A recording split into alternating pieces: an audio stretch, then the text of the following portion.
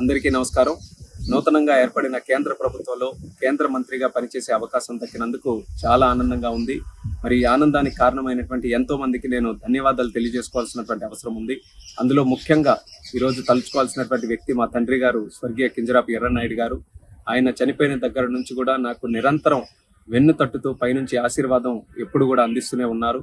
అలాగే ముఖ్యంగా మరి నాన్నగారు చనిపోయిన దగ్గర నుంచి హక్కును చేర్చుకొని నాకు నిరంతరం గైడెన్స్ సపోర్ట్ అన్ని ఇస్తున్నటువంటి మా అధినాయకుడు నారా చంద్రబాబు నాయుడు గారు, అలాగే నాకు సోదరుడు భావంతో చూస్తున్నటువంటి మా లోకేష్ అన్న గారు, అలాగే పవన్ కళ్యాణ్ గారు, అలాగే మన నరేంద్ర మోదీ గారు, మరి ముఖ్యంగా మా బాబాయ్ అచ్చెన్నాయుడు గారు, మా కుటుంబ సభ్యులు, మా అమ్మ, అలాగే మా సతీమణి అందరూ కూడా ఎన్నో త్యాగాలు చేసి ఈరోజు నేను 3 సార్లు గెలవడానికి కారణమయ్యారు. మరి ఈరోజు ఇంత స్థానంలో ఉన్నానంటే దానికి ప్రత్యేకమైనటువంటి కారణం మా శ్రీకాకుళం జిల్లా ప్రజలు. మీరు నా మీద చూపిస్తున్నటువంటి ప్రేమ అభిమానం ఎంతవరకు తీసుకొని వచ్చిందో ఈరోజు ప్రత్యేకంగా మీరందరూ కూడా చూస్తున్నారు. దానికి మా శ్రీకాకుళం జిల్లా ప్రజలందరికీ కూడా శిరస్సు వంచి పాదాభివందనం తెలియజేసుకుంటున్నాను.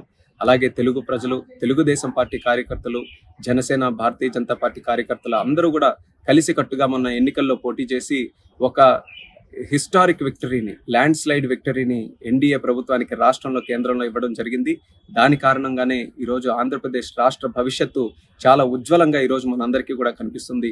అందులో పనిచేసే అవకాశం ఈరోజు చంద్రబాబు నాయుడు గారి నేతృత్వంలో, మోదీ గారి నేతృత్వంలో మాకు కలగడం అనేది మా అదృష్టంగా భావిస్తున్నాం.